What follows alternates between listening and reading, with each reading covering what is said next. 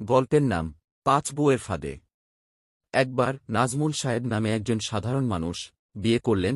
তার স্ত্রীর নাম ফিরোজা। সে পরিবারের ছোট মেয়ে ছিল, তাই খুব চঞ্চল ও দেমাগী। নাজমুল সাহেবকে সে সবসময় চাপের উপর রাখত, তাকে কোনো দাম দিত না। বিয়ের পর তার জীবন খুব খারাপ চলছিল, তাই তার পরিবার এবং বন্ধুরা তাকে চাপ দিতে লাগল আরও কয়েকটি বিয়ে করার জন্য, কারণ তারা বিশ্বাস করত যে ৪টি বিয়ে করলে একজন পুরুষ সবচেয়ে সুখী হয়। শেষ পর্যন্ত নাজমুল সাহেব আরও ৪টি বিয়ে করলেন। এবার তার ৪জন স্ত্রী। প্রতিদিন নাজমুল সাহেবের জীবনে এক নতুন নাটক শুরু। নাজমুল সাহেবের এক স্ত্রী তার জন্য প্রিয় খাবার রান্না করত, আরেকজন তাকে দামি উপহার দিত, আরেকজন তাকে সুন্দর কাপড় বানিয়ে দিত, আর চতুর্থ জন তার দেখভাল করত। কিন্তু নাজমুল সাহেবের সমস্যা হল, তিনি ৪জনের প্রত্যাশা একসঙ্গে পূরণ করতে পারছিলেন না।